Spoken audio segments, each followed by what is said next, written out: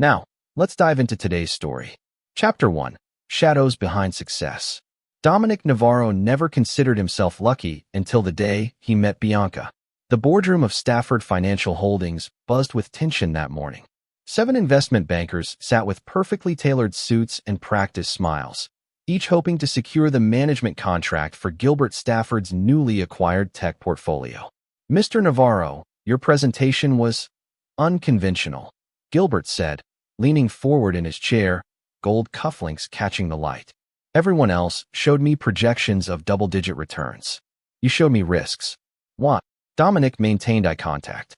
"Because anyone promising guaranteed returns is either lying to you or to themselves, Mr. Stafford. I prefer honesty from the start." A woman sitting at Gilbert's right, whom Dominic hadn't noticed until now, smiled. Her honey blonde hair framed a face that combined her father's calculating eyes with something far more magnetic. She whispered something to Gilbert. "My daughter thinks you're either brave or stupid," Gilbert said. "I'm inclined to agree with her first assessment. The contract is yours." That was 5 years ago. Now, Dominic stood in their palatial home, watching Bianca direct the catering staff for his 40th birthday party. Their marriage had followed a whirlwind romance that surprised the financial district. No one had expected Gilbert Stafford's daughter to marry someone who had risen from nothing, a self-made financial advisor with no family connections whose past before his MBA remained mysteriously blank. "You're staring again," Bianca said without turning, somehow sensing his gaze. "Just admiring my extraordinary luck," Dominic replied. She finally turned, her smile not quite reaching her eyes. "Save the charm for the guests, Dom. My father's bringing some important clients." Something in her tone sent an imperceptible chill through him. For months now, little moments like these had been accumulating, subtle changes in her behavior that his analytical mind couldn't help but catalog. Shorter conversations, decreased physical affection, late nights at the office, texts she hid from view. His phone vibrated. A message from Theo Russell, his former Army Ranger teammate and now head of cybersecurity at Dominic's private investment firm. "Need to talk." "Found something." "Not good." Dominic pocketed his phone. Whatever it was would have to wait. Tonight was about maintaining appearances, a skill he'd perfected long before meeting the Staffords. What Gilbert Stafford saw in Dominic was a brilliant financial mind. What he failed to see was the man beneath. The orphan who'd enlisted at 18, been recruited for special operations at 20, and spent 8 years conducting classified missions before building a new identity in the financial world. His background wasn't merely blank. It was deliberately erased. As guests began arriving, Dominic played his role perfectly, the charming, successful son-in-law. Yet he couldn't help noticing how his wife seemed to vibrate with nervous energy, checking her watch repeatedly. "Expecting someone?" he asked casually when she glanced at the door for the 5th time. "Just wondering where Dad is," she replied quickly. "He's never late." When Gilbert finally arrived, he wasn't alone. A tall man with copper hair and a confident swagger followed behind him. Dominic recognized him immediately. Preston Winters, Bianca's college boyfriend, and a former executive at Stafford Holdings who'd left for a competitor 3 years ago. "Dominic," Gilbert boomed, clapping him on the shoulder with uncharacteristic warmth. "Happy birthday, son. You remember Preston?" "Of course." "Of course," Dominic replied evenly, extending his hand. "It's been a while." Preston's grip was unnecessarily firm. "Too long. Congratulations on all your success, Dominic. You've done well for yourself." His eyes flicked toward Bianca, who was suddenly very interested in her champagne glass. "Preston's rejoining the company," Gilbert announced. "We've been in talks for months. Quite secretly, I might add." He laughed as though this was tremendously amusing. Dominic's face remained pleasant, betraying none of the warning signals firing in his mind. "What position?" he asked casually. Gilbert and Preston exchanged glances. "We'll discuss business tomorrow," Gilbert said dismissively. "Tonight is for celebration." As the evening progressed, Dominic noted how Bianca and Preston seemed to communicate in a private language of glances and subtle gestures. His instincts, honed through years of operating in hostile territory, screamed that something was very wrong. Just after midnight, as the last guests departed, Dominic found Bianca in the study with her father and Preston. Their conversation ceased abruptly when he entered. "Perfect timing," Gilbert said with an unnatural smile. We were just discussing tomorrow's board meeting. On my birthday? Dominic asked lightly. I'm flattered. No one laughed. Later that night, lying beside his silent wife, Dominic finally read Theo's encrypted message. They've been planning this for months. B has been transferring assets. P returned 2 months ago. They meet at the Princeton Hotel every Tuesday. I have everything documented. Call me. Dominic closed his eyes, his mind methodically cataloging every betrayal indicator he'd noticed but dismissed. The coincidences that weren't coincidences. The meetings she never detailed. The subtle changes in behavior. In the darkness, he allowed himself a small, dangerous smile. They had no idea what they had awakened. Chapter 2. The Masks We Wear. The morning after his birthday party, Dominic rose before dawn, leaving Bianca asleep in their bed. He drove to his private office downtown, not the one at Stafford Holdings, but his own space where he conducted his most sensitive business. Theo Russell was waiting, his massive frame looking incongruous behind the sleek desk.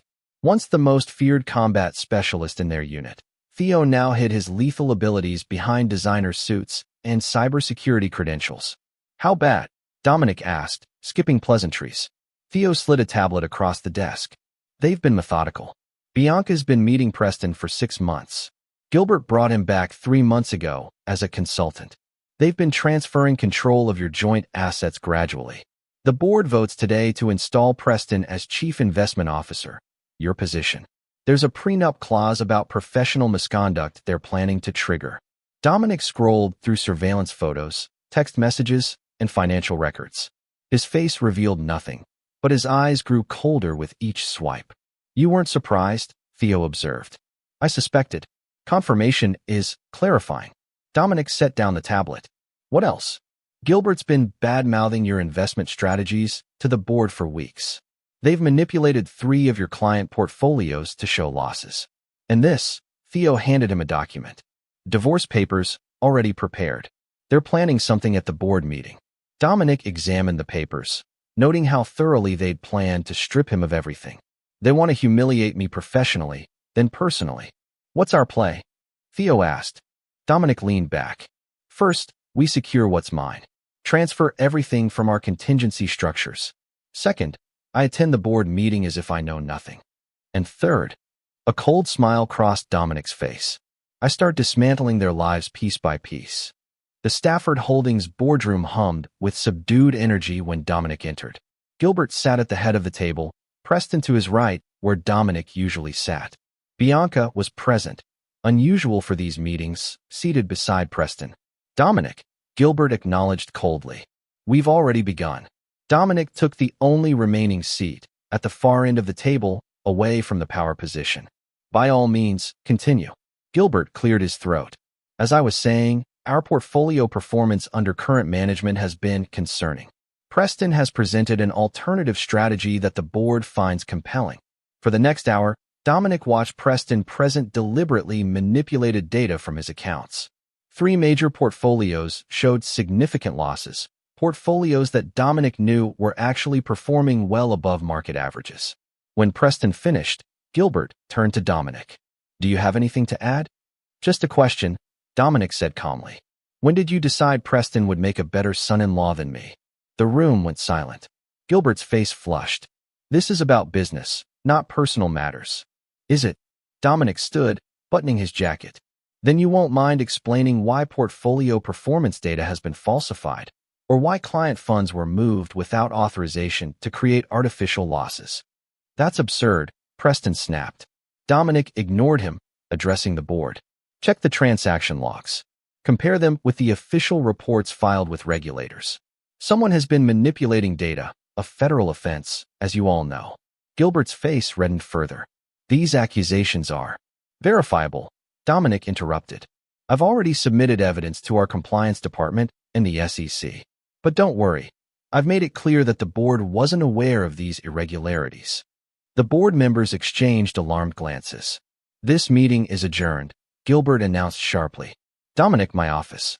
Now, in Gilbert's office, the older man's facade cracked completely. You ungrateful bastard. I made you. Without my connections, you'd be nothing. Dominic remained perfectly calm. Is that what you think? I know it, Gilbert spat. You were nobody when Bianca found you. A charity case with a good head for numbers. Everything you have is because of us. Interesting perspective, Dominic replied. Is that why you feel entitled to take it all away? Gilbert moved closer, jabbing a finger at Dominic's chest. The board will side with me. They always do. By tomorrow, you'll be finished in this industry. Perhaps, Dominic conceded. But ask yourself this. How much do you really know about the man you invited into your family? The man you're now threatening. His voice dropped to a near whisper. What if I'm not who you think I am? Something in Dominic's eyes made Gilbert step back. You're bluffing, Gilbert said, but uncertainty had crept into his voice. We'll see. Dominic turned to leave, then paused. One more thing. When you and Bianca choreographed this little coup, did either of you remember that tonight was my birthday dinner? The reservation at Le Cirque? Just curious. He left Gilbert staring after him, the first seeds of doubt planted. On his drive home, Dominic received a text from Bianca. Where are you? We need to talk. I'll be home soon, he replied. I think it's time we were honest with each other. Chapter 3. The Fall. Dominic arrived home to find Bianca pacing nervously in their living room, still dressed in her boardroom attire. When she saw him, her expression shifted from anxiety to cold determination. Dad called, she said without preamble. You've made some serious accusations. Not accusations. Facts. Dominic loosened his tie, but remained standing. Though I'm curious which version of events he shared with you. Bianca's perfectly manicured nails tapped against her crossed arms. He said you're threatening to go to the authorities with fabricated evidence. That you're trying to sabotage Preston's promotion because you're jealous. Jealous, Dominic repeated flatly. Of the man you've been sleeping with behind my back for 6 months? That would be redundant, don't you think? Her face paled slightly before she recovered. Don't be ridiculous. The Princeton Hotel. Tuesdays at lunch. Sometimes Fridays after work if I was traveling. He removed his jacket and draped it over a chair. Should I continue, or are we past the denial stage? Bianca's mask slipped, genuine surprise flickering across her features before her expression hardened. You had me followed? That's expected, Dominic finished for her. Given what I've discovered about the systematic effort to undermine my position and steal my clients. He poured himself a drink. What I'm still trying to understand is why the charade. Why not just divorce me months ago? She hesitated, calculation visible behind her eyes. It's complicated. No, it's quite simple, Dominic corrected. My name opened doors for you and Preston that would have remained closed otherwise. My client relationships built your father's tech portfolio. You needed to secure those connections before discarding me. The doorbell rang before she could respond. Gilbert and Preston stood outside, both looking grim. Perfect timing, Dominic said, gesturing them in. We were just getting to the interesting part. Gilbert strode in, radiating fury. Preston followed, his posture suggesting he was ready for confrontation. You think you're clever, Gilbert snarled, but you're out of your depth. The board has called an emergency session for tomorrow. With one vote, you'll be removed and barred from the industry with a reputation so tarnished you'll never work in finance again. Dominic smiled slightly. Is that before or after the SEC reviews the evidence of portfolio manipulation? Because their investigation might take precedence. There is no evidence, Preston interjected. Your baseless accusations. Theo sent quite a comprehensive file to our compliance department this morning, Dominic interrupted. Including the original transaction records you thought you'd erased. Fascinating reading. Gilbert's face flushed darker. This is your final warning. Back down, resign quietly, and we might let you walk away with something. Bianca moved to stand beside her father and Preston, forming a united front. With deliberate timing, she reached into her bag and produced an envelope, which she thrust toward Dominic. My wife handed me divorce papers at my birthday party. You should have seen this coming, she said, her voice cold. Dominic took the envelope without opening it. And this is how you chose to do it? Not in private, but as a performance? We're done. Dad's promoting my EX in your place, she laughed coldly. Pack your trash. Gilbert nodded in agreement. Clean out your desk tomorrow. Dominic looked at each of them in turn, his expression unreadable. Then, with deliberate calm, he placed the unopened divorce papers on the coffee table and walked to the bar to refresh his drink. Nothing to say? Preston taunted. Oh, I have plenty to say, Dominic replied. But actions speak louder, don't they? So instead, I'll simply inform you that as of this morning, I no longer work for Stafford Holdings. Gilbert scoffed. You can't quit. You're fired. Semantics, Dominic shrugged. More importantly, as of 30 minutes ago, Wilcox Capital has acquired controlling interest in McAllister Technologies, Vanguard Dynamics, and Brightway Systems. The color drained from Gilbert's face. That's impossible. Those are our three largest tech holdings. Dominic corrected. Their boards voted unanimously for the acquisition after learning about certain irregularities in Stafford's management. Curiously, those were the same three portfolios showing artificial losses.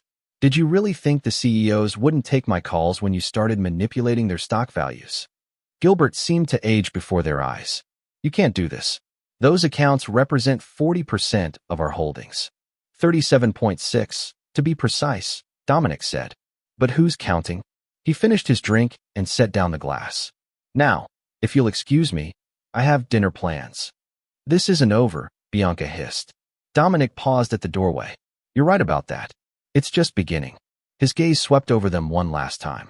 You might want to check your phones in the morning. The financial press will be quite busy. They left me standing alone in what had been our home. I watched through the security cameras as they huddled in Gilbert's car, frantically making calls. Already, their carefully constructed plan was unraveling. At midnight, I powered down my phone, knowing what would follow. By morning, the financial world would learn of Stafford Holdings' massive losses. By afternoon, the SEC would announce its investigation. And by evening, they would finally understand who they had betrayed. But for now, I had a different appointment. Theo was waiting at our secure facility with everything we needed for the next phase. They still have no idea who you really are, do they? He asked as I entered. No, I replied. But they will. Chapter 4. The Man Behind the Mask. 3 days passed without Dominic answering his phone. In that time, the financial world erupted in chaos for the Stafford family. The SEC announced a formal investigation into Stafford Holdings. The company's stock plummeted 40%. Major clients withdrew their business. And throughout it all, Dominic Navarro remained conspicuously absent. In his secure facility, a converted warehouse in an industrial district, Dominic monitored everything through a sophisticated communications center. Theo managed a team of 6 operatives, all former military specialists who had served with them. Bianca has called 23 times, Theo reported, glancing at the monitor. Gilbert, 34. Preston, 16. Multiple voice messages on all your numbers. Dominic nodded, studying the surveillance feeds showing Stafford Holdings headquarters, where SEC agents were currently removing boxes of documents. Another screen showed Gilbert arriving at his attorney's office, looking haggard. The prenup had a morality clause, Maya Rodriguez said, entering the room with a tablet. Once an intelligence analyst, Maya now handled digital surveillance for Dominic's operation. Bianca's infidelity voids most of her protections.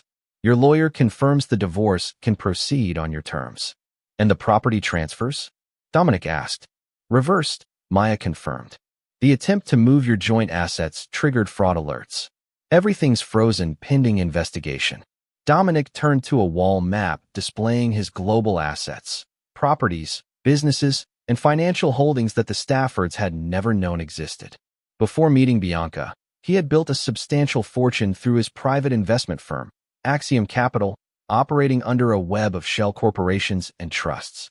What's our position in Asian markets? He asked Dennis Walsh, his international finance specialist. We've absorbed the initial shockwaves. Our Singapore office reports all holdings secure.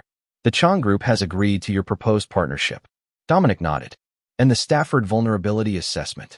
Maya swiped through several screens. Gilbert's heavily leveraged. 3 of his properties have second mortgages. His yacht is financed. Without the tech portfolio, he'll struggle to meet obligations. Preston has significant gambling debts in Vegas and Macau, approximately $3 million. Bianca's personal accounts show regular transfers to a hidden account in the Caymans. Current balance, $12 million.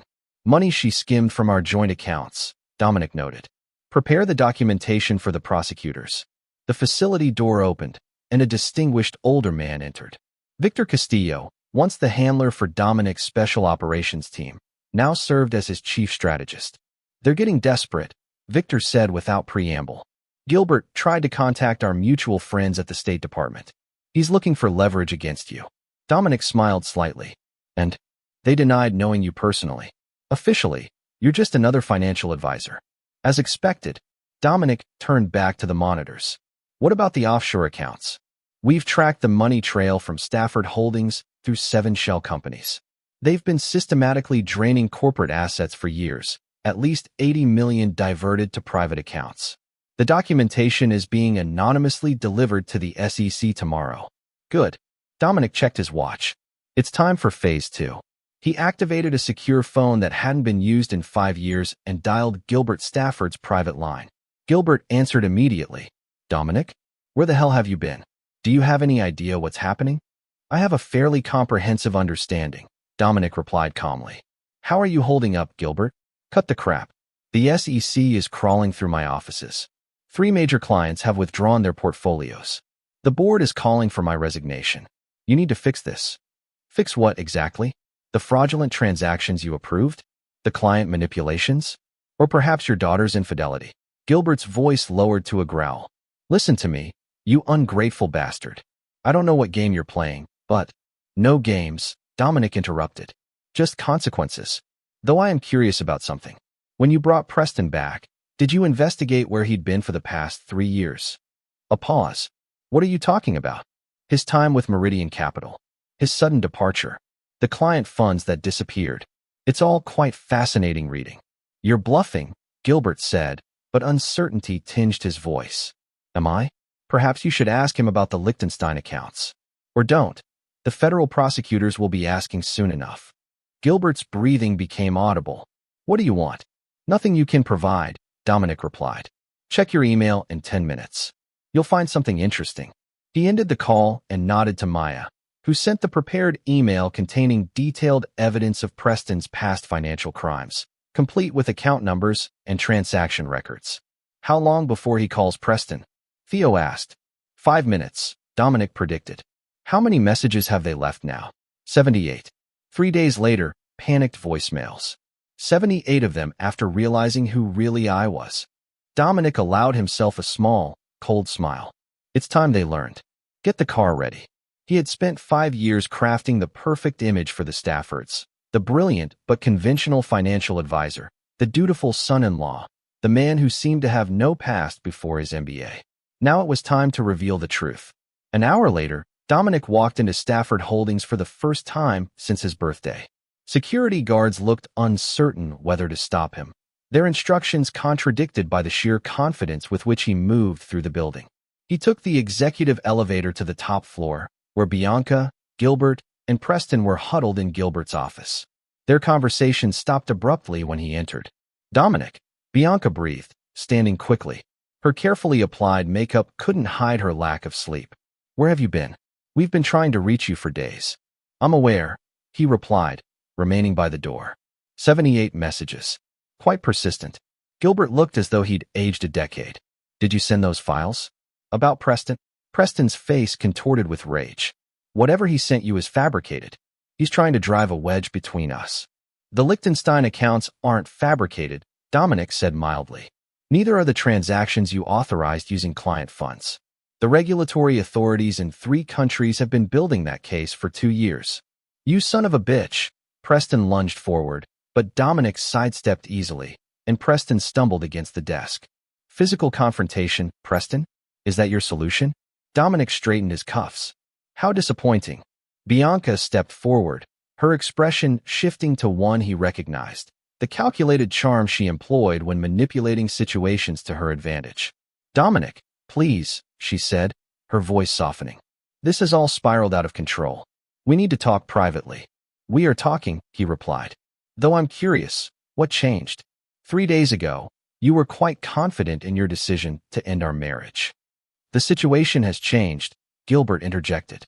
We can come to an arrangement that benefits everyone. Dominic raised an eyebrow. Benefits everyone? You tried to steal my clients, ruin my professional reputation, and humiliate me personally. What possible arrangement could address that? Gilbert wiped sweat from his brow. The board is meeting tomorrow. They want someone to blame for this mess. It doesn't have to be me. You could return as CEO. Preston would be gone. You'd have complete control. And what about the divorce? Dominic asked, looking at Bianca. She hesitated. We could reconsider. We've had 5 good years, Dominic. One mistake shouldn't erase that. One mistake, Dominic repeated. Is that how you characterize 6 months of deception? Or the systematic effort to undermine my position? Or perhaps the theft of joint assets? Bianca paled. I don't know what you're talking about. The Cayman account. $12 million transferred gradually over 2 years. He turned to Gilbert. Did you know your daughter was planning to disappear with Preston once I was discredited? The property purchases in Buenos Aires suggest a well-planned exit strategy. Gilbert's shocked expression answered the question. Dominic continued calmly. You never really knew me. Any of you. You saw what I wanted you to see. A capable financial advisor with a convenient lack of family connections. Did you never wonder why a man with my abilities would settle for a mid-level position in your mediocre company? What are you saying? Gilbert demanded. I'm saying that before I built Axiom Capital. Yes, that Axiom Capital, with offices in 11 countries. I spent 8 years in special operations conducting missions you'll never read about. I'm saying that the man you tried to destroy has resources you cannot begin to comprehend. The room fell silent. Why? Bianca finally asked. If you had all that, why marry me? Why work for my father? Dominic's expression softened momentarily. Because 5 years ago, I believed you were different. I believed what we had was real. His eyes hardened again. A miscalculation on my part. He turned to leave, then paused. The board meeting tomorrow will proceed without any of you. The evidence of financial impropriety has been provided to every board member. By this time tomorrow, Stafford Holdings will have new leadership. You can't do this, Gilbert shouted.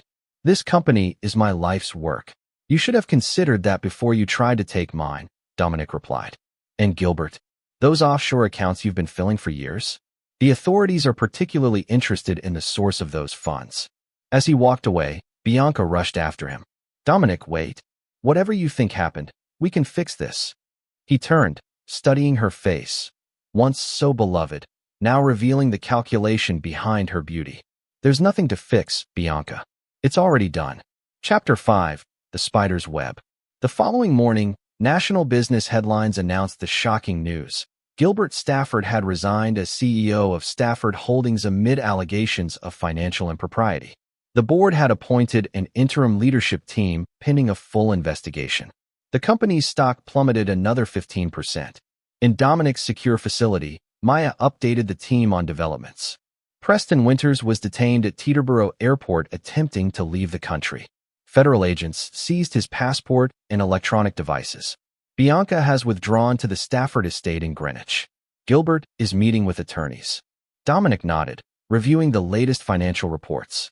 What's our position in Stafford Holdings now? Through Proxy Holdings, we control 23%, Dennis confirmed. Not enough for outright control, but sufficient to influence major decisions. And the Chong acquisition? Proceeding as planned. They'll announce their purchase of Stafford's Asian divisions next week, at 30 cents on the dollar. Victor entered with fresh intelligence. The Greenwich property is showing unusual activity. Security personnel, vehicle movements. They appear to be consolidating assets. Not unexpected, Dominic replied. They're circling the wagons. What about our source inside the house? Olivia reports that Gilbert has been making calls to political connections. He's trying to leverage relationships to pressure the SEC. Dominic had placed Olivia Mercer in the Stafford household 3 years earlier, officially as a part-time event coordinator, unofficially as his eyes and ears. The Staffords had never suspected the quiet, efficient woman who organized their parties was reporting their every move. The Rockland Holdings transfer is complete, Theo announced, looking up from his computer. We now control the financing on Gilbert's primary estate and yacht. The balloon payment comes due next month. Dominic stood, walking to the map display. It's time to accelerate. The longer they have to maneuver, the more desperate they'll become. He turned to Victor. Activate the media protocol. Victor nodded grimly. Are you sure? Once this starts. They crossed the line, Dominic interrupted. Now they learn what that means. By noon, financial news channels were reporting a new development. An anonymous whistleblower had provided evidence suggesting Gilbert Stafford and Preston Winters had engaged in a years-long pattern of financial manipulation including client fund misappropriation and tax evasion. The Justice Department confirmed an investigation was underway. At 3 o'clock, Dominic's phone rang, Bianca's number. He answered, putting it on speaker for the team. "You have to stop this," she said immediately, her voice shaking. "Dad's lawyer says he could face criminal charges." "This is going too far." "Is it?" Dominic asked calmly. "You and your father were quite prepared to destroy my reputation, my career, and my life. Why should I show restraint when you showed none?" "Because this isn't you," she pleaded. "The Dominic I knew." "The Dominic you knew was a carefully crafted persona," he interrupted, "created specifically for your benefit. The real Dominic Navarro is someone else entirely." "Then who are you?" she demanded. "The man who's dismantling your world piece by piece," he replied evenly. "The man who warned your father to check what he knew about me before making threats." Her voice hardened suddenly. "You won't get away with this. Dad has connections you can't imagine. People who can make problems disappear, even people like you." "Is that a threat, Bianca?" "It's reality. You've made powerful enemies. Back off now, or you'll regret it." Dominic smiled coldly, though she couldn't see it. "Thank you for confirming what I suspected. Your father has used illicit connections before. I needed that on record." A pause. "What are you talking about?" "This call is being recorded with proper legal authorization as part of an ongoing federal investigation. Your threat will be particularly interesting to the prosecutors." The line went silent for several seconds. "You're bluffing," she finally said, but doubt had crept into her voice. "A familiar refrain from your family," Dominic noted, "yet consistently incorrect. By the way, those connections your father is currently contacting? The ones who make problems disappear? 2 are federal informants. 1 is an undercover agent. Should I continue?" The call ended abruptly. Theo looked up from his monitoring station. "She's calling Gilbert. Their security system just went to high alert. All entries secured, additional guards posted." "As expected," Dominic said. "They'll be looking for external threats now, not internal ones." He turned to Victor. "Is Olivia in position?" "Yes. She has access to Gilbert's home office and private study. Tell her to proceed with document retrieval. Priority on the Cayman accounts and Russian connections." For the next 48 hours, Dominic's team worked methodically, executing a plan years in the making. Financial connections were severed, business relationships poisoned. The evidence Olivia recovered from Gilbert's private files was devastating, proving connections to money laundering operations tied to Eastern European criminal organizations. On the third day, as Dominic prepared for the final phase, Gilbert's attempt at counterattack came. 3 men in dark suits appeared at Axiom Capital's public offices, claiming to represent a regulatory agency. They demanded access to confidential files and client records. They were met by Dominic's head of security, former FBI agent Samuel Kent, who calmly asked for identification, which proved falsified under ultraviolet examination. When confronted, they retreated, but not before security cameras captured their images. Facial recognition confirms 2 are former intelligence contractors, Maya reported. The third has ties to a private security firm used by the Voznesensky Group. Russian connections, Victor noted grimly. "Gilbert's getting desperate." "He should be," Dominic replied. "The evidence Olivia recovered goes to the Justice Department tomorrow." He studied the surveillance images thoughtfully. "They'll try again. Next time, it won't be so obvious." That evening, as predicted, a more sophisticated attempt was made, this time at Dominic's penthouse apartment. 2 professionals bypassed the building's security system and entered his residence. They found Theo waiting for them. The aftermath was quick and efficient. Both men were subdued, disarmed, and their communications equipment confiscated. When they refused to reveal their employer, Theo showed them photographs of their families, a wife picking up a child from school, an elderly mother at a nursing home. "We know everything about you," he said quietly. "You have 2 choices: cooperate fully or face consequences that extend beyond yourselves." They talked.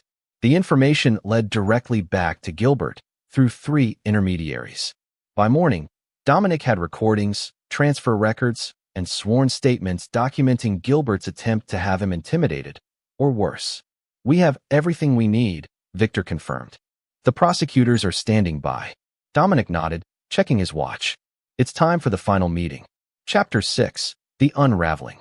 The Stafford family estate in Greenwich stood on 12 manicured acres, a colonial mansion that had hosted politicians, business leaders, and celebrities for decades. Now it had become a fortress. Additional security patrolled the grounds. Access was restricted to a pre-approved list. Yet Dominic walked through the front door unhindered, nodded to by the same guards who had been instructed to keep him out. In the grand living room, he found Gilbert, Bianca, and a visibly agitated Preston. Gilbert's personal attorney, Howard Welch, sat stiffly on a leather chair, legal documents spread before him. "How did you get in here?" Gilbert demanded, rising from his seat. "Your head of security, Mr. Polson, has worked for me for 3 years," Dominic replied calmly. "As have half your household staff." Gilbert's face flushed with rage.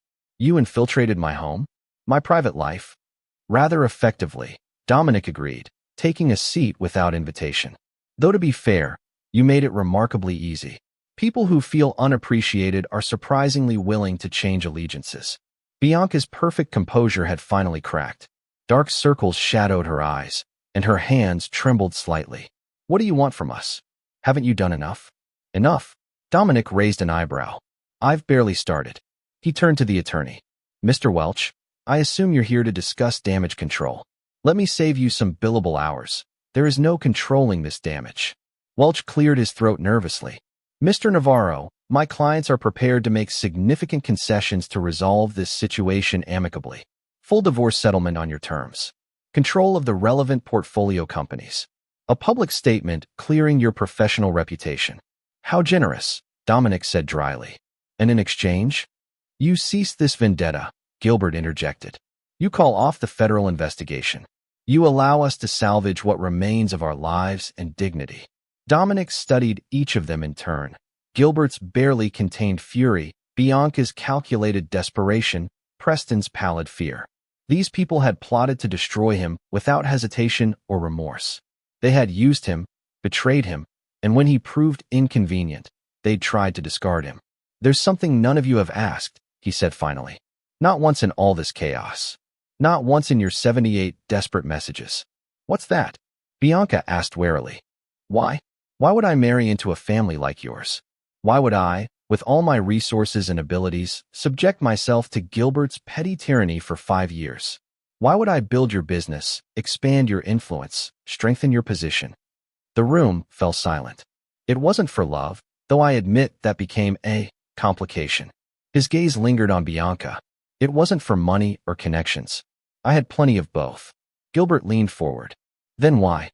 "Because of Thomas and Elizabeth Keller," Dominic said quietly. Gilbert's face remained blank, but a flicker of recognition crossed Welch's features.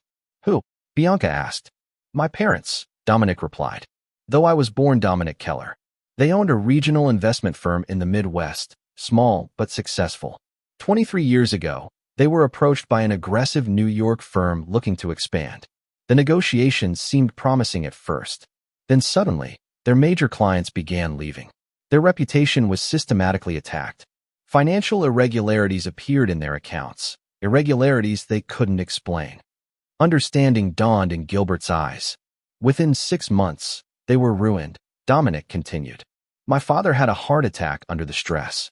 My mother tried to hold things together, but the damage was too severe. Their firm collapsed.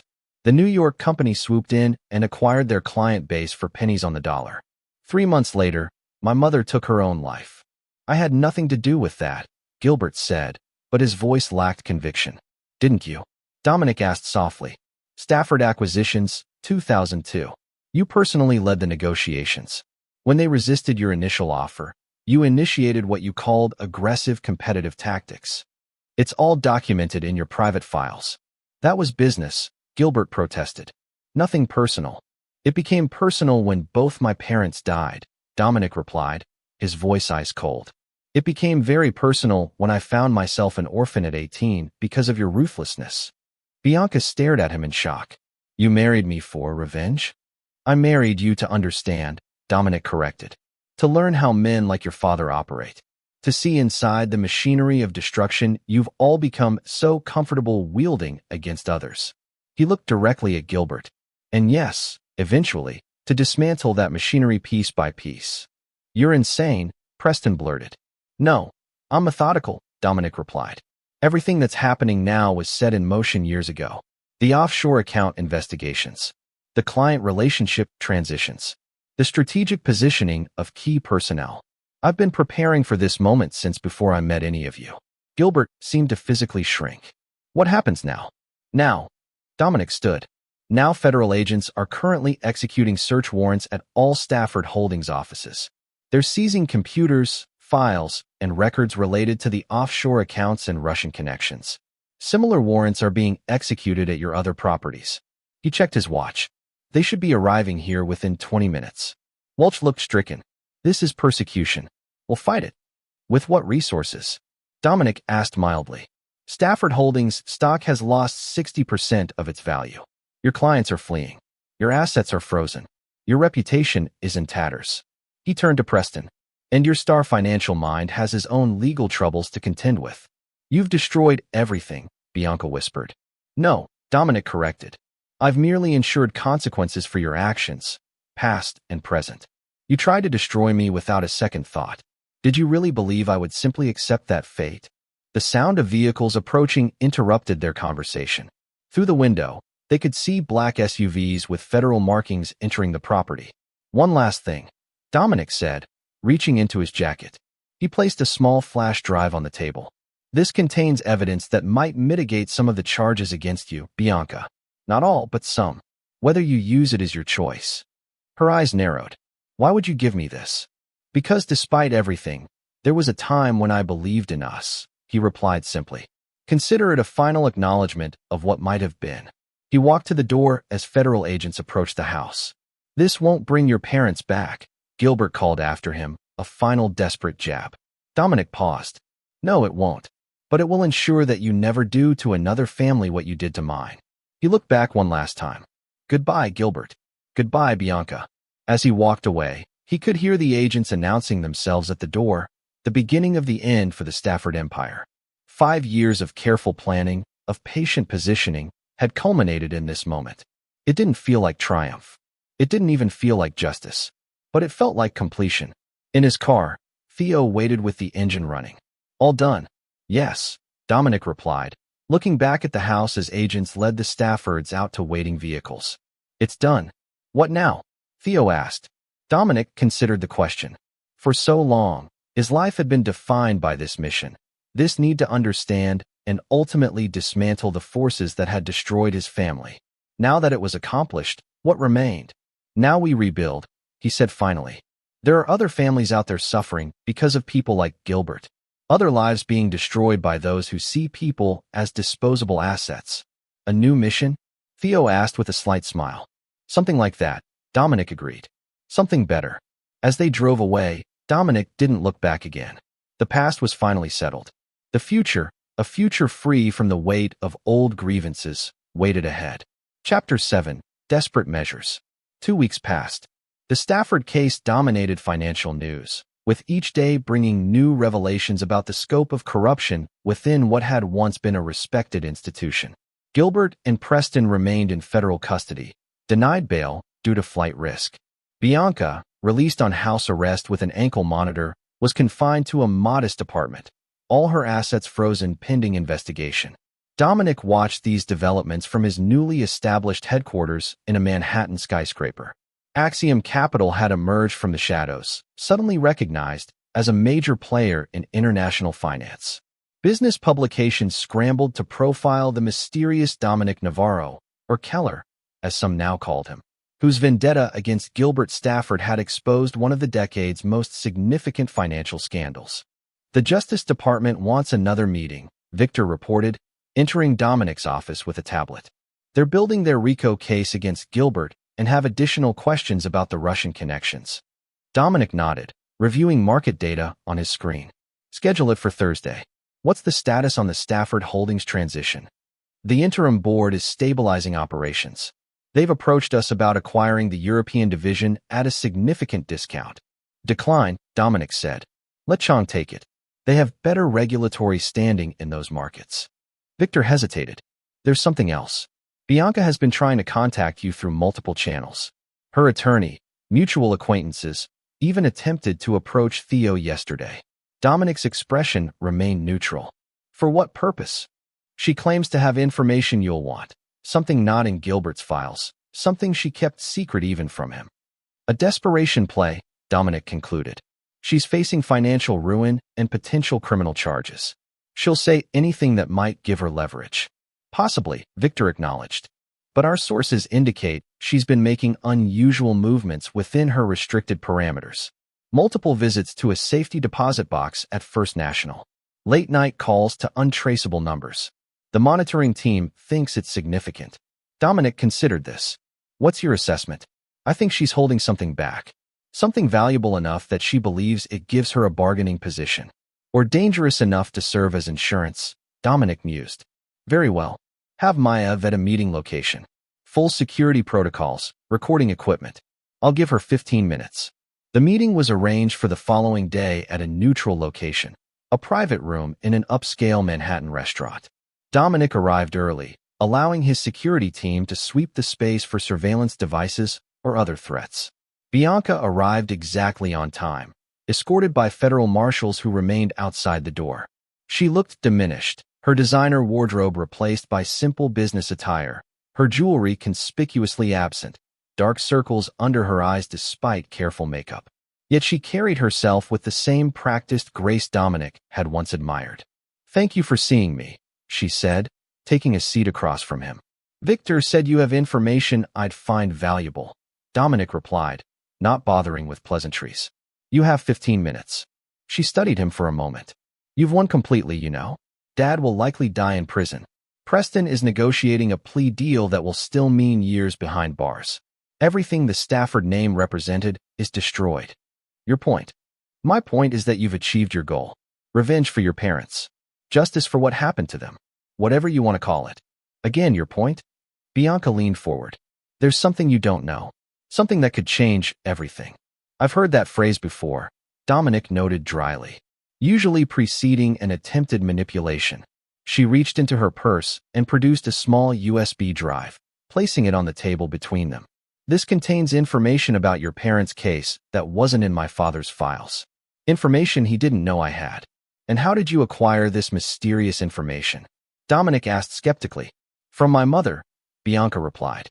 "Before she died, she gave me a key to a safety deposit box with instructions to use the contents only in the most desperate circumstances." She gestured to the drive. "This is a copy of what I found there 3 years ago." Dominic made no move to take it. "And you're only mentioning this now. I didn't understand its significance until recently. Until everything fell apart and I started connecting the dots." She pushed the drive closer to him. "It proves my father wasn't solely responsible for what happened to your parents. He was acting on behalf of someone else, someone who remains untouched by all of this." "Who?" "Bradford Whitley." The name hung in the air between them. Bradford Whitley, billionaire investor, philanthropist, and longtime friend of the Stafford family. A man whose reputation for integrity seemed unimpeachable. "That's absurd," Dominic said flatly. "Whitley had no connection to your father's business in 2002. "Not officially," Bianca agreed. "But he financed the Stafford Acquisitions division through a series of shell companies. He personally selected targets for hostile takeovers, including your parents' firm. My father was essentially his instrument." Dominic's eyes narrowed. "And I'm supposed to believe this based on what? Your word? Convenient evidence that appears just as you're facing criminal charges?" "I'm not asking for leniency," Bianca said, surprising him. "What I did to you was unforgivable. I deserve whatever consequences come. But Whitley is still out there, still destroying lives the same way he destroyed your parents. Don't you want the complete truth?" "The truth," Dominic repeated. "Suddenly that matters to you?" She looked down. "I know you have no reason to trust me, but this isn't about me anymore. It's about finishing what you started." She stood to leave. "The choice is yours. Examine the evidence or don't. My 15 minutes are up." As she reached the door, Dominic called after her. "Why, Bianca? After everything, why give me this now?" She turned, and for the first time since he'd known her, her expression seemed entirely genuine. "Because in the midst of all our lies, there was one truth. I did love you once. And the man I loved deserves to know who really killed his parents." After she left, Dominic studied the USB drive for several long minutes before finally picking it up. "Have Maya analyze this," he instructed Victor, who had been monitoring from an adjacent room. Triple isolation protocols. If it contains malware, I want to know before we access any files. You think it's a trap? I think Bianca is fighting for her life, Dominic replied. People in that position rarely act from altruism. 6 hours later, Maya confirmed the drive was clean. The files it contained were explosive: emails, financial records, and recorded conversations documenting Bradford Whitley's involvement in a series of predatory acquisitions spanning 2 decades. The Keller case featured prominently, with specific instructions from Whitley to Gilbert about how to systematically dismantle the family business. It's genuine, Maya concluded after exhaustive authentication procedures. These communications match others we've recovered from Gilbert's archives. The voice recordings are consistent with both Gilbert and Whitley's speech patterns. The financial trails align with known transactions. Dominic studied the evidence silently, his expression unreadable. What do you want to do? Victor asked. Verify independently, Dominic decided. No action based solely on information Bianca provided. I want confirmation from sources Whitley doesn't know we can access. For the next week, Dominic's team worked methodically, tracing financial connections and communications that might corroborate Bianca's evidence. They found disturbing patterns. Dozens of regional financial firms systematically destroyed over 2 decades, all ultimately benefiting Whitley's hidden investment vehicles. It's worse than we thought, Theo reported. Whitley didn't just target your parents. He's created a fortune by destroying small financial firms across the country. At least 16 families like yours, ruined completely. Dominic's jaw tightened. And no one connected the dots? The relationships were buried under layers of shell companies and proxy investments, Maya explained. Without knowing where to look, it would be nearly impossible to see the pattern. And now? Victor asked. Dominic stood, walking to the window that overlooked the city. Now we expand the mission. Gilbert was a symptom. Whitley is the disease. Whitley has powerful connections, Victor cautioned. Political allies, friends and intelligence agencies. He won't be as easy to topple as Gilbert. Good, Dominic said coldly. I was beginning to think this had been too easy. The next day, Dominic received an unexpected call from Bianca's federal monitor. She had disappeared during the night, somehow disabling her ankle bracelet without triggering alerts. A manhunt was underway. She knew, Dominic realized. She gave us the Whitley information knowing he'd discover her betrayal. She's running from him, not the authorities. Should we help find her? Theo asked. Dominic considered the question. Despite everything, Bianca had given him the truth about his parents, a truth he might never have discovered otherwise. Find her before Whitley does, he decided. But keep her location compartmentalized. I don't want anyone outside our core team knowing where she is. As his team began the search for Bianca, Dominic turned his attention to Bradford Whitley, the true architect of his parents' destruction. The man who had remained in the shadows while Gilbert took the fall.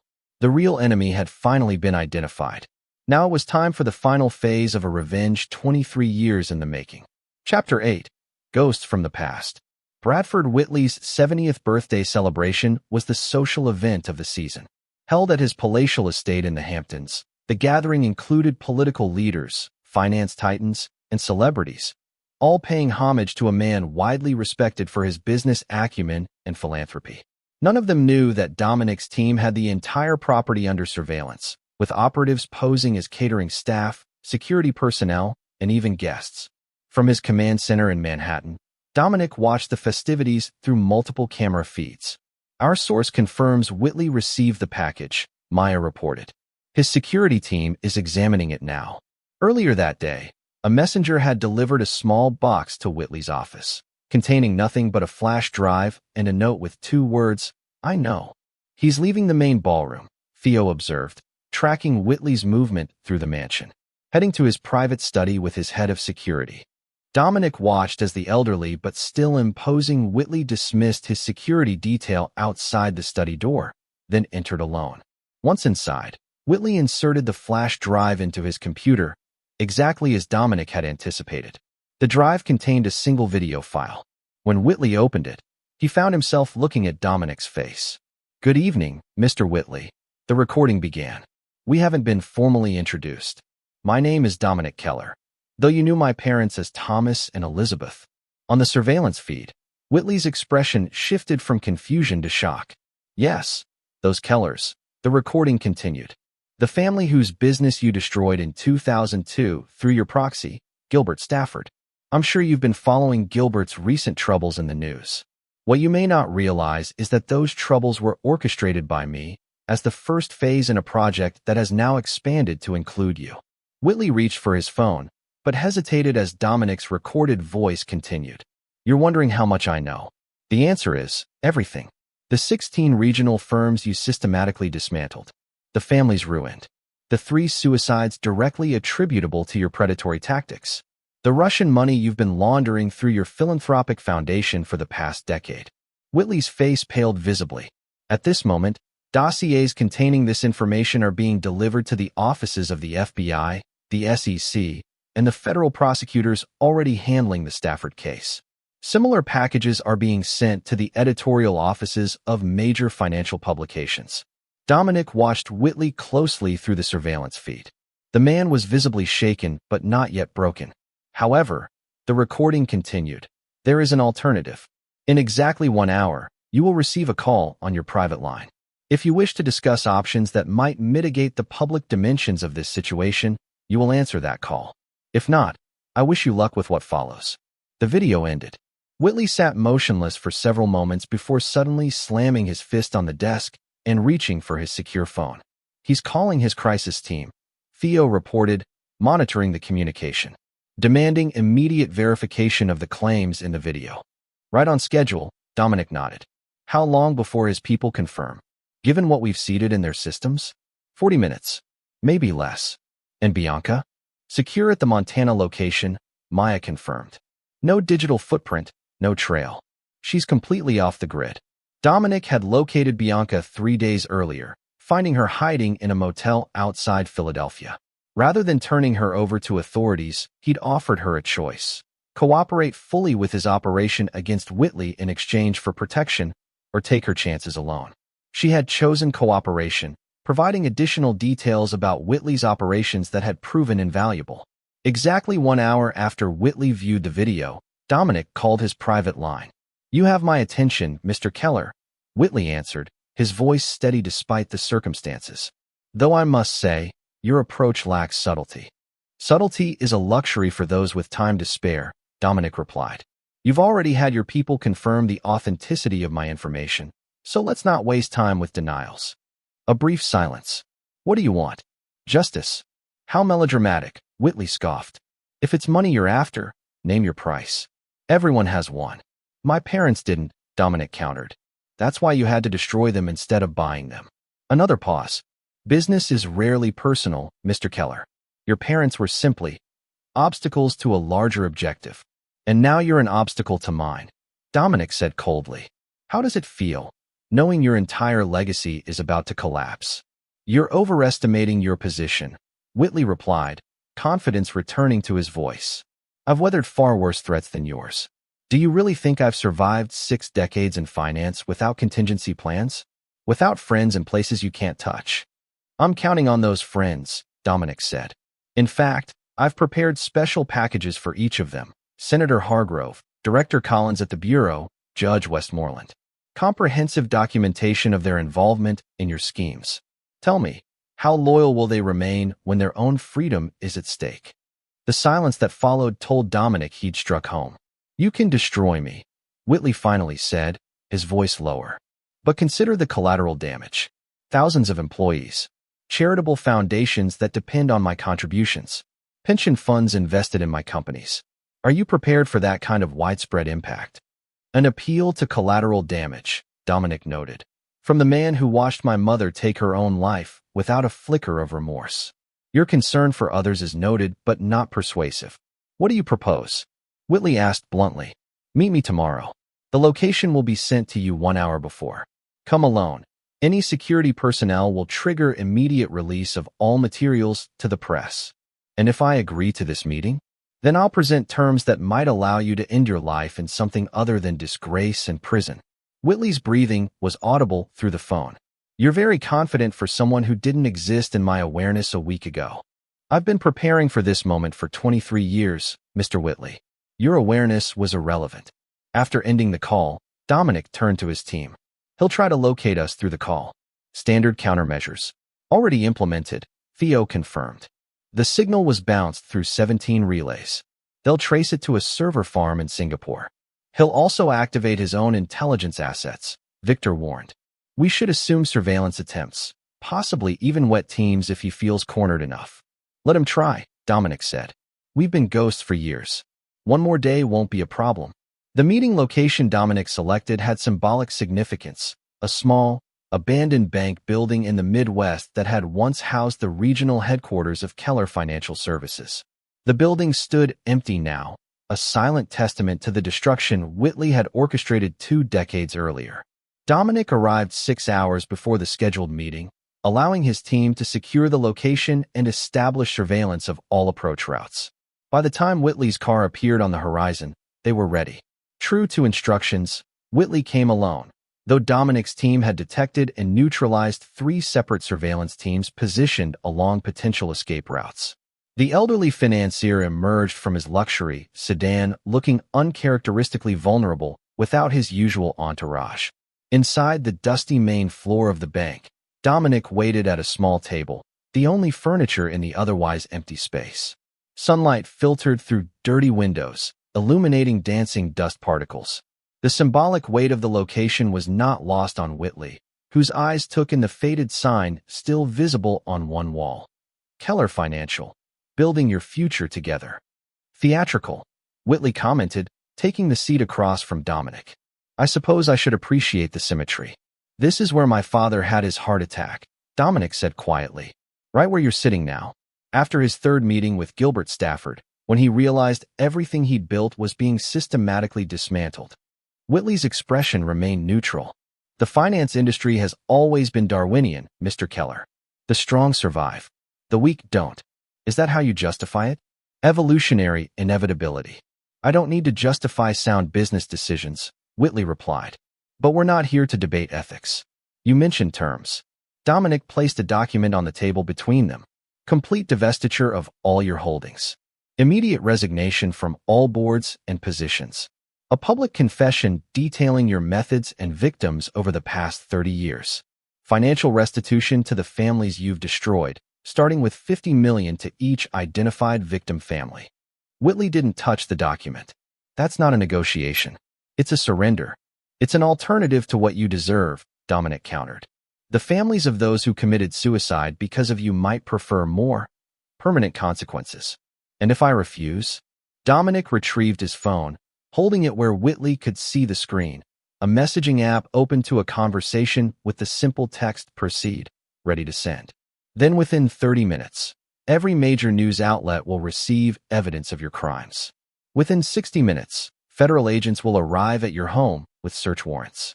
And within 24 hours, your name will become synonymous with corruption. Whitley studied Dominic's face, searching for weakness or hesitation. Finding none, he leaned back in his chair. You know, in some ways, I admire what you've accomplished, he said finally. The patience, the planning, the execution. In another life, you might have made an excellent protege. I would rather die, Dominic replied evenly. Whitley nodded slowly. Yes, I suppose you would. He glanced at the document again. Before I give you my answer, I have a question. What happened to Gilbert's daughter? Bianca, I believe. Why do you ask? Professional curiosity. My sources tell me she disappeared shortly after providing you with evidence against me. I find the timing interesting. Dominic's expression revealed nothing. Her whereabouts are not your concern. On the contrary, Whitley said, leaning forward slightly. You see, Bianca isn't just Gilbert's daughter. She's my goddaughter. I've known her since birth, guided her education, helped shape her worldview. A thin smile crossed his lips. Who do you think suggested she pursue you after your initial meeting with Gilbert? Who provided the detailed psychological profile that helped her become exactly the kind of woman you would fall for?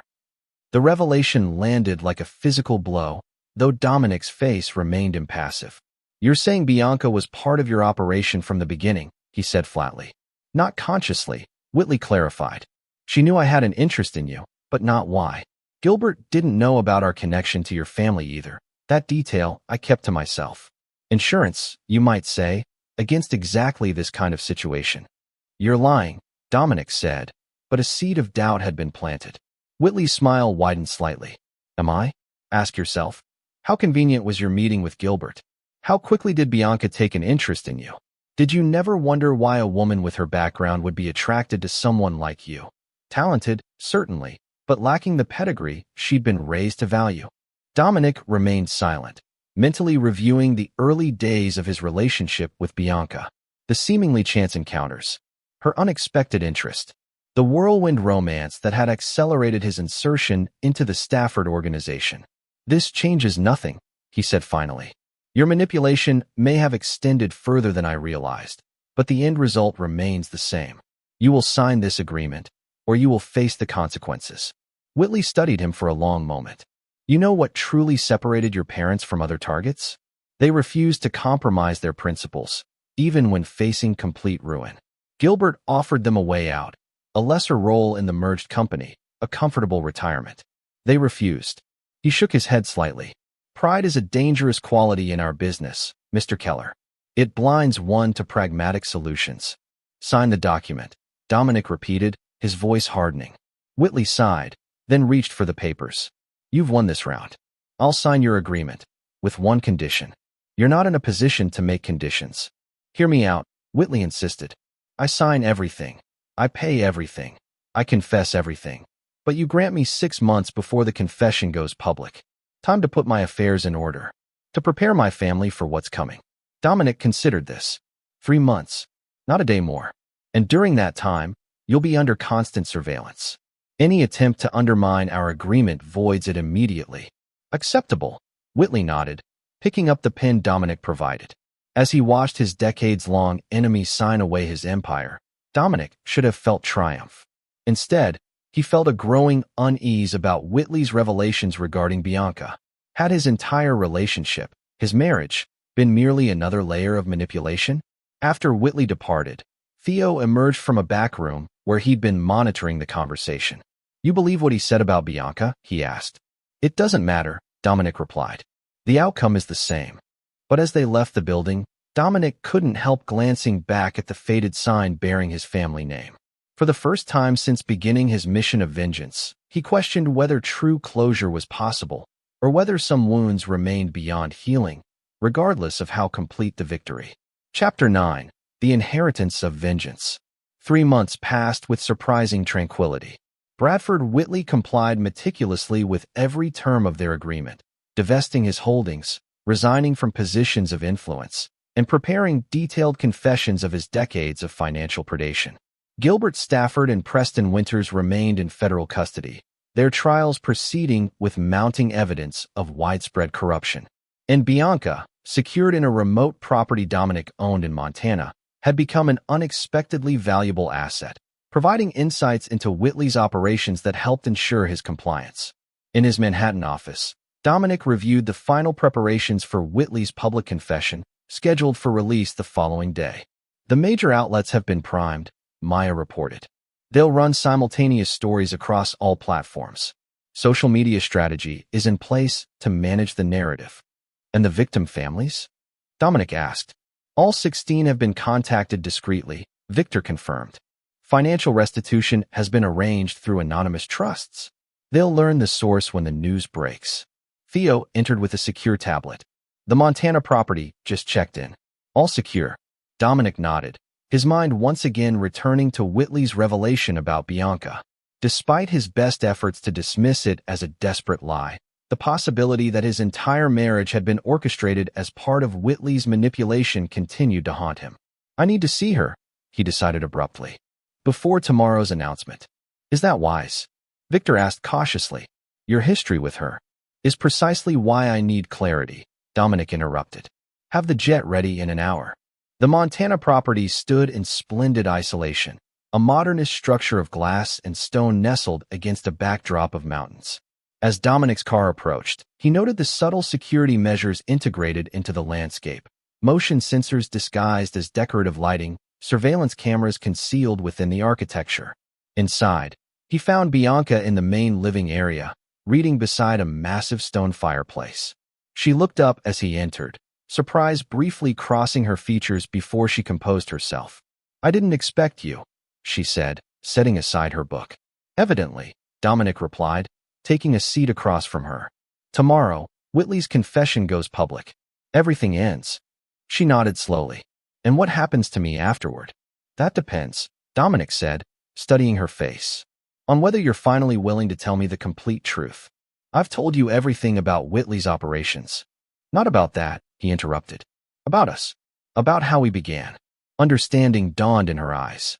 He told you that you were part of his plan from the beginning? Yes. What I need to know is whether any of it was real. Bianca looked away, toward the mountains visible through the floor-to-ceiling windows. For a long moment, she said nothing. Bradford is my godfather, she finally acknowledged. He's been a presence in my life since childhood. When you first met my father, Bradford called me afterward. He said you were someone special, someone with remarkable potential who might be valuable to the family business. Did he tell you why he was interested in me specifically? No, she said, meeting his gaze again. He simply suggested I get to know you. Said someone with your talents should be brought into the fold rather than left as a potential competitor. And you followed his suggestion without question? A flash of anger crossed her face.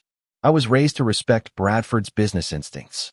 My father consulted him on every major decision. When he showed interest in a potential partner, we listened. So our entire relationship was a business arrangement, Dominic stated flatly. It didn't start that way, Bianca admitted. But, she hesitated. But what? But it wasn't supposed to become a marriage, she finished quietly. That was my decision, not his. Not my father's. When I told Bradford I wanted to marry you, he seemed genuinely surprised. Dominic absorbed this, searching her face for deception. Why did you decide to marry me then? She looked away again. Because for the first time in my life, I'd met someone who didn't care about my family name or connections. Someone who saw me as more than a Stafford. Someone who challenged me. Her voice softened. And yes, I did love you, Dominic. Whatever else was false, that was real. Until Preston returned, Dominic noted. Yes, she acknowledged. Until Preston. Until I realized I'd grown tired of being challenged. Of your intensity. Of feeling like I was never quite enough. She met his gaze directly. I made my choice, and it was the wrong one. I won't insult you by pretending otherwise.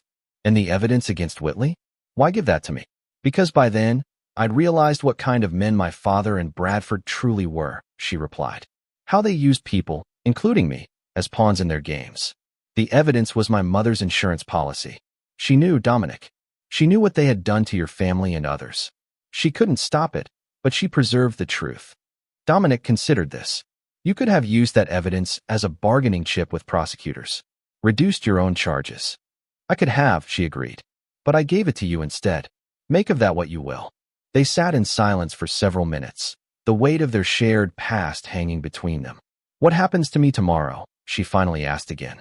The federal authorities will be notified of your location, Dominic replied. They'll take you into custody pending trial. With your cooperation against Whitley, you'll likely receive a reduced sentence. She nodded, accepting this without protest. And us?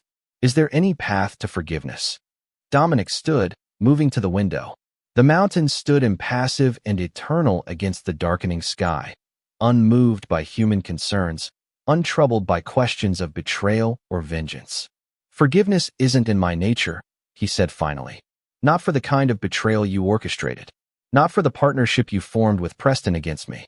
Not for the humiliation you planned at my birthday party. He turned to face her. Actions have consequences, Bianca. Yours have led you here. She met his gaze steadily. And yours? Where have your actions led you, Dominic? Now that you've destroyed everyone who hurt your family, what remains? The question struck deeper than he expected. For 23 years, his life had been defined by a single purpose: understanding and ultimately dismantling the forces that had destroyed his parents. Now, with that mission nearly complete, what would define his future? Something better, he said, echoing the words he'd spoken to Theo months earlier. Something more than revenge. I hope you find it, she said softly. Truly. As Dominic drove away from the property, he found himself reflecting on the long journey that had brought him to this point. The orphan boy who had joined the military-seeking structure. The special operations soldier who had learned to compartmentalize emotion. The finance professional who had meticulously constructed a new identity.